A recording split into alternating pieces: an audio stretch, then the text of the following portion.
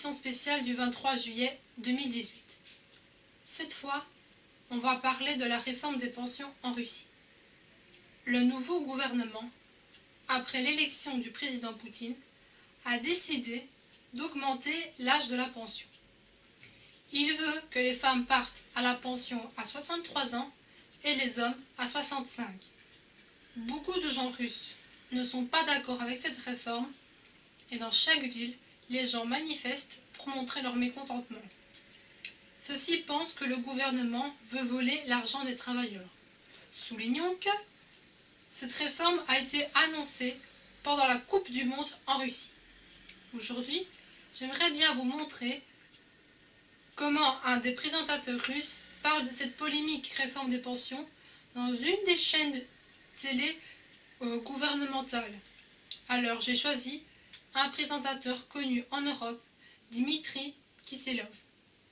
En décembre 2013, il est nommé par le président russe Vladimir Poutine à la tête de la nouvelle agence d'information Russie aujourd'hui, une organisation de 2300 personnes, largement formée à partir de l'ancienne agence RIA Novosti et de la station de radio sur ondes courtes, La Voix de la Russie.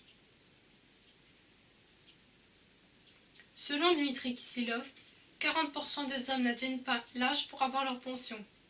Mais comment et pourquoi? Kisselov nous donne l'explication. Aujourd'hui, en Russie, les hommes en moyenne vivent jusqu'à 76 ans et demi, donc ils ont 16 ans à vivre pendant leur pension.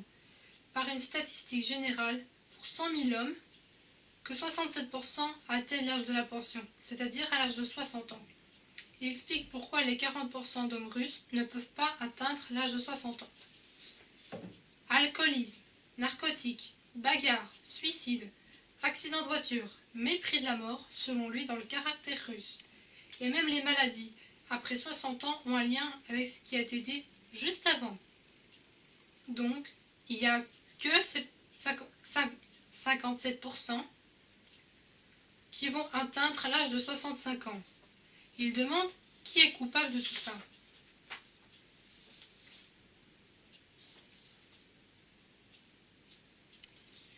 Donc, je me demande si c'est possible d'entendre un présentateur belge dans une chaîne gouvernementale dire la même chose à propos de son peuple, alors qu'un présentateur russe insulte le peuple russe qui a vaincu Napoléon, Hitler et compagnie. Comment ose-t-il l'insulter? Je voudrais que vous réfléchissiez à cela. Les paroles du présentateur sont commentées par certains internautes, dont je vais vous lire les commentaires. Si on va gagner, on enverra les gens comme Kisselov à la potence. Le commentaire suivant. Où Kisselov a trouvé les chiffres sur l'alcoolisme et les narcotiques? Parce que les gens n'ont pas de travail ni de perspective dans la vie. Un autre commentaire. Si le gouvernement change, Kisselov terminera son boulot tout de suite avec sa bande.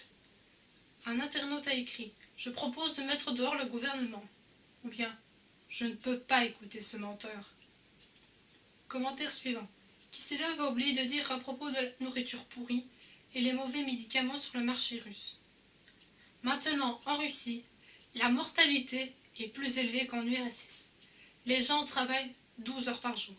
Le code du travailleur n'est pas respecté.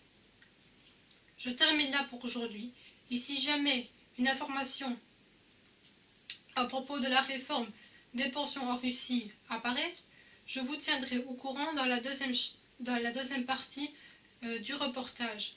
À bientôt et n'hésitez pas à vous inscrire à ma chaîne.